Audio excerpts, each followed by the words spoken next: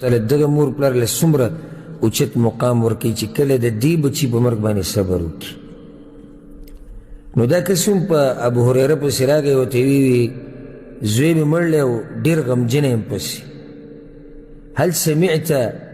من خلیلك صلوات الله عليه شيئا يطيب بأنفسنا عن موتانا. نو تا د خپل ملګري نه داسې څه اورېدلي دي چې زموږ دا نفس په هغې سره لږ مطمئن شي، په ارام شي، خوشحاله شي، صبر پکې پیدا شي. دلته د ملګري نه مراد څوک دی؟ پیغمبر صلی الله علیه وسلم. ابو هریره وایي ما اورېدلي، ولې نه مې اورېدلي؟ ښه څه مې اورېدلي واوره. صغارهم دعامیس الجنه، د دې مؤمنانو چې کوم ماشومانان مړه شي که نه، دا به یي دعامیس الجنه. اوس دا دعامیس څه ته وایي؟ د دې دوه معنی دي. دا جمع ده د دعموس، یعنی یو دعموس ده او جمع دعامیس ده. یو معنی دا ده چې الدخال فی الامور، ډېر وتونکې راوتونکې یا ننوتونکې راوتونکې، ډېر ننوتونکې او وتونکې چې ځي راځي په مخه یو ځي ته، ډېر وځي راننوځي. معنی ده چې دا ماشومانان د دې مؤمنانو دا چې مړه شي دوی به په جنت کې ګرځي را ګرځي چې کوم ځای خوښي هلته به ننوځي، یعنې په دوی څه پابندي هغه نشته. یو معنی پکې دا پرته ده. وتونکي راوتونکي دي یا ننوتونکي او راوتونکي دي په مخه چې کوم ځای ته لاړو، جنت کې چې کوم ځای ته ننوتو راووتو هلته ځي دی خوا ځي، هېڅ پابندي پرې نشته. یو معنی دا ده. چا دا معنی کړې ده دویمه وایي د دې معنی دا ده چې دعموس په اصل کې هغه تور چینجي ته وایي چې هغه د دریاب په دې ویښ کې، د اوبو په دې ویښ کې چې وګورې نو هلته داسې تور نري نري چینجي پکې په دې اوبو کې. او دا چینجي د دې حیوانات کوم چې په دې اوبو کې دننه دي لکه مهي وغیره، د دوی په دې جبو او په دې مرو پورې نښتي، نه یې پرېږدي په یو وخت کې سم کلک پورې نښتي او هغوی ته ډېر تنګي، خو دا چینجي د هغوی نه لرې کېږي نه. نو دا ماشومانان چې دي دا هم دعامیس دي، دقه شان کلک نښتونکي دي. څنګه؟ دا اوس واوره، وایي چې یلقا احدهم اباه فیأخذ بناحیة ثوبه. قیامت په ورځ چې کله د دې ماشوم د مور پلار د ده سره میلاو شي، دا څومره د خوشحالۍ حدیث دی. د قیامت په ورځ چې کله د دې ماشوم دا چې په وړوکوالي کې مړ شوی دی ملاقات د ده د مور پلار سره وشي یا یو پکې ورسره میلاو شي، فیأخذ بناحیة ثوبه، نو دی به د خپل پلار د کمیس د کپړې هغه غاړه هغه پیس کې هغه به ونیسي، د کپړې نه به د خپل پلار ونیسي. فلا یفارقه حتی یدخله الجنه، د هغه وخته پورې به دا پلار نه پرېږدي چې څو پورې جنت ته نه یې بولی. دا حدیث امام مسلم راوړی دی، امام احمد هم راوړی. نو څنګه چې هغه چینجی په اوبو کې نښتی دی په دې حیواناتو پورې، نو دا ماشوم نښتی دی په چا پورې؟ په پلار پورې یا په مور پورې. او د هغه وخته پورې نښتی دی چې څو پورې هغه جنت ته نه یې بولی. پیغمبر صلی الله علیه وسلم دا خبره په دې حدیث کې کړې ده او دا ابو هریره رضی الله عنه دې کس ته بیان کړه چې تسلي وشي. و چې په دې سره تسلي نه کېږي نو بله څه طریقه شته بیا؟ نه، څومره د خوشحالۍ خبره ده چې ای مسلمانه که چېرته بچی دې مړ شي نو صبر کوه، د الله نه اجر غواړه. الله به دله دومره لوی اجر درکوي چې دا بچی به تا د کمیس نه د کپړې نه ونیسي او هغه جنت ته پورې به دې بوځي. اوس لکه لږ ساعت مخکې ما دا وویل چې د بچي د جدایي غم دا ډېر غټ وي او دا هغه مور پلار ته پته کوم رب چې دا بنده پیدا کړی دی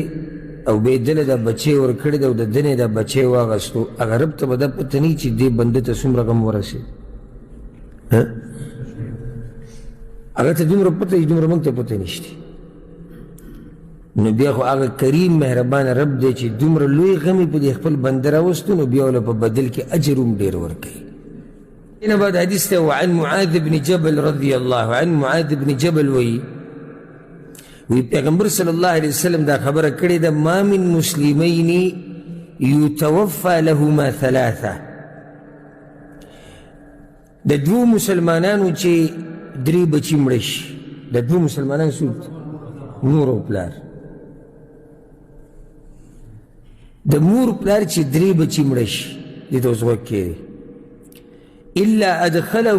إلا أدخلهم الله الجنة بفضل رحمته إياهما الله سبحانه وتعالى بدا دوان الجنة تننباسي پخپل زیاتی رحمت سره چې په دوی باندې به کوي نو دا زیاتی رحمت یې ولې په دوی وکړو هلته بچي مړه دي که نه ځکه دلته وایي بفضل رحمته یعنې الله خو په مؤمنانو باندې رحمت او شفقت به کوي خو دا مور پلار چې دي دوی د ډېر رحمت حقدار دي د الله د هغې وجې د دوی د بچو دا مرګ دی فقالوا یا رسول الله او اثنان چا پکې وي یا رسول الله که دوه مړی پیغمبر صلی الله علیه وسلم او اثنان چې د کوم مور پلار دوه بچي مړه شو رب العالمین به دوی په خپل رحم او کرم سره هغه رحم او کرم چې هغه به د نورو دي نه زیات وي هغې سره به جنت ته ننباسي قالوا او واحد چا پکې وي یا رسول الله که یو بچی یې مړي قال او واحد که یو مړي ده ته هم دا اجر میلاویږي ثم قال بیا دا ووی والذي نفسي بيده پیغمبر صلی الله علیه وسلم په هغه الله مې د قسم د چا په لاس کې چې زما ساه ده ان السقط ليجر امه بسرره الى الجنه اذا احتسبته وی هغه ماشوم چې هغه سقط چاته ویل کېږي کوم ماشوم ان السقط د موږ مسلې مخکې ذکر کړې وې خو هغه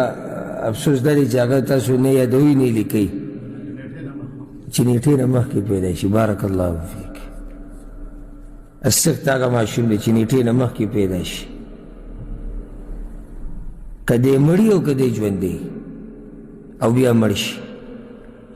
ان السقط دغه ماشوم دا چې په وړوکوالي کې مړلی دی به خپله مور راکاږي د نامنه جنت ته که چېرته دې مور شرط پکې دا دی اذا احتسبته کله چې دې مور صبر کړی او د الله نه اجر غوښتلی دا پکې شرط دی ګورې